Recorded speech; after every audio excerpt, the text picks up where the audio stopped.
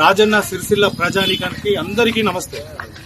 ఈ రోజు ముఖ్య విషయం ఏంటంటే గత వారం 10 రోజుల కింద రాజన్న సిరిసిల్ల డిస్టిక్ లో రేషన్ డీలర్లకు సంబంధించినటువంటి నోటిఫికేషన్ అనేది జారీ చేయబడ్డది. అది కలెక్టర్ గారు ఉత్తర్వుల మేరకు ఆర్డీఓ గారి ఆధ్వర్యంలో మనకు నిరుద్యోగులను 10th క్వాలిఫికేషన్స్ తోటి 1:5 నిష్పత్తిలో ఇంటర్వ్యూకు పిలుస్తామని 32 మార్క్స్ యొక్క బేస్ మార్క్స్ తోటి మనని ఎగ్జామ్ కు కండక్ట్ చేయడం జరిగింది. ఆ ఎగ్జామ్ కండక్ట్ చేసే ఉద్దేశంలో ఫస్ట్ అప్లికేషన్ ప్రాసెస్ లో తీసుకుంటే పోత్గల్లో రెండు రేషన్ షాపులకు నోటిఫికేషన్ ఉంది. 2 రేషన్ షాపులకు నోటిఫికేషన్ ఉన్నప్పుడు అయితే 2 అప్లికేషన్లు ఇచ్చారు. 2 అప్లికేషన్లు అప్లై చేస్తే 2 హాల్ టికెట్స్ ఇచ్చారు. 2 హాల్ టికెట్లలో ఒకటే రోజు, ఒకటే డేటు, ఒకటే టైం, ఒకటే సెంటర్. ఒక్క ఆస్పిరెంట్ 2 ఎగ్జామ్లు ఒకటే టైంలో ఎట్లా రాస్తారు, ఒకటే సెంటర్ లో.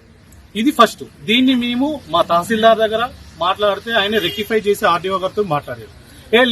లేదని చెప్పేసి 2 ఇష్యూ చేయకూరి మనకి బయట ఇబ్బంది అవుతుంది అని చెప్పేసి మళ్ళీ మా దగ్గరికి వెళ్ళి అందరి దగ్గరికి వెళ్ళి ఒక్కొక్క హాల్ టికెట్ తీసుకున్నారు. అంటే మీరు 2 అప్లికేషన్లు 2 షాప్లకు అప్లై చేస్తే, దరఖాస్తు చేస్తే ఒకటి మాకు ఇచ్చి ఒకటి వాళ్ళు తీసుకున్నారు. అట్లా మోసం చేశారు ఆఫీసర్లు. అయితే ఇక్కడ నిన్న ఆర్టీఓగా మేము అందరం ఎగ్జామ్ రాసాం. ఒక వైట్ పేపర్ మీద 1, 2, 3 నెంబర్లు వేసి టిక్ పెట్టమన్నారు. ఆ టిక్ అనేది ప్రామాణికం కాదు. ఎవరైనా ఉండి ఆప్షన్ పెట్టకపోతే అక్కడ ఇన్విజిలేటర్ అనేటోడు టిక్ పెట్టే అవకాశం ఉంది, లేకపోతే రైట్ పెట్టిన టిక్ ను కొట్టేసే అవకాశం కూడా ఉంది.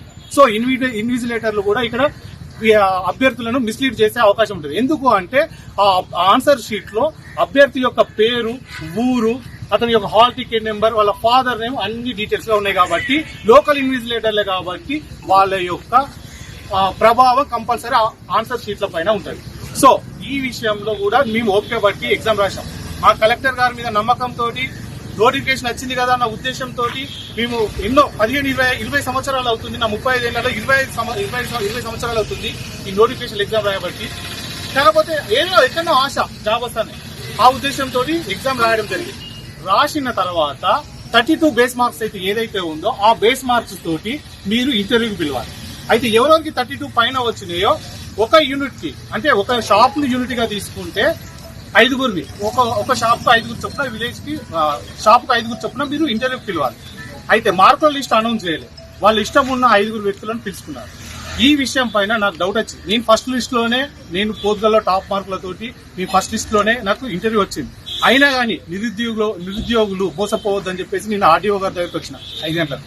సార్, నాలాంటి వాళ్ళు కష్టపడేటోళ్ళు ఉన్నారు, మా ఊర్లో ఏజ్ బార్ అయిన వాళ్ళు ఉన్నారు, నా ఒక్కనికి కాదు సార్, మీరు ఇంకొక 5 మంది పేర్లు ఎందుకు ఇవ్వలేరు అని చెప్పేసి ఆర్డీఓ గారిని అడిగితే ఆర్డీఓ గారి దగ్గర సమాధానం లేదు. నేను అడిగిన క్వశ్చన్లు, మీరు రిక్రూట్మెంట్ తప్పు, మీరు చేసిన ప్రాసెస్ తప్పు, ఆ ఎగ్జామ్ పేపర్ తప్పు, రైటింగ్ ఓటు తప్పు.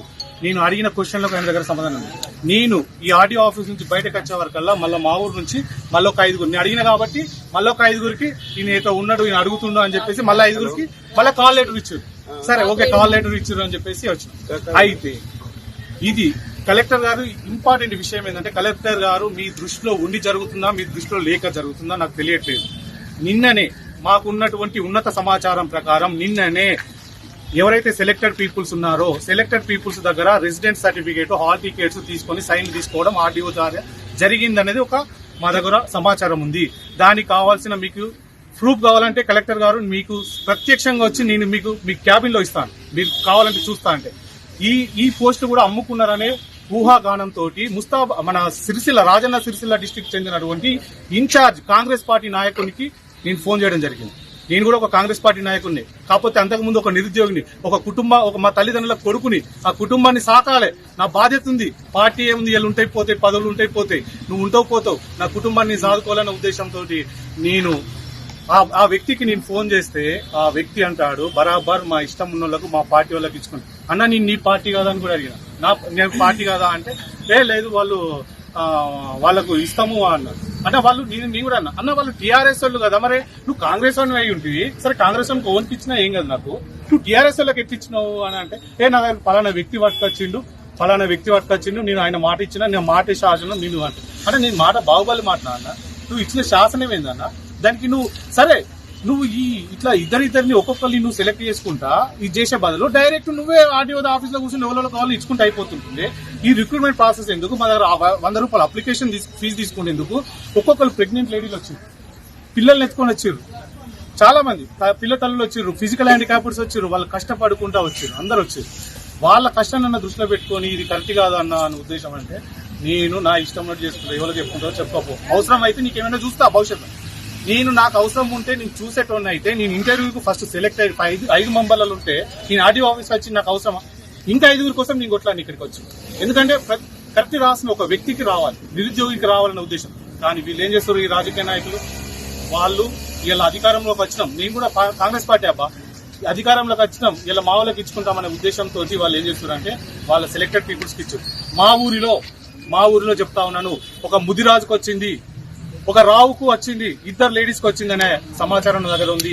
ఇది మీడియా మిత్రులు గుర్తు పెట్టుకుని రేపు రిజల్ట్ తర్వాత ఇది ఉండకపోతే దేనికంటే దాని పేర్లు నేను అనౌన్స్ చేయను, ఎందుకంటే అది పబ్లిక్ లో కాబట్టి.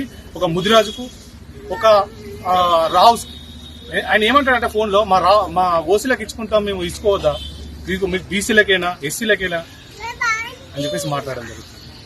అంటే ఇలా నువ్వు రాజ్యాంగబద్ధంగా ఎమ్మెల్యే ఎన్నికైతే నువ్వు రాజ్యాంగం మీద ప్రమాణం చేసి సమన్యాయం చేస్తా, ప్రజల పక్షాన నిలబడతా అన్నోని ఇంకెన్ని సీట్లు అమ్ముకుందు ఇలా.